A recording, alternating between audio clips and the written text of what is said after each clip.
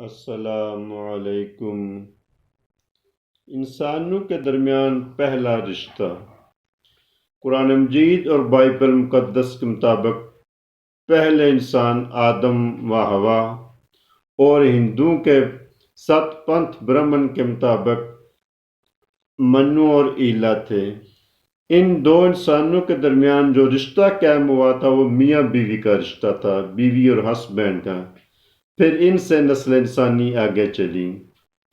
As a advocate میں دیکھتا ہوں ہماری عدالتوں میں 70% مقدمات فیملی کیس ہیں۔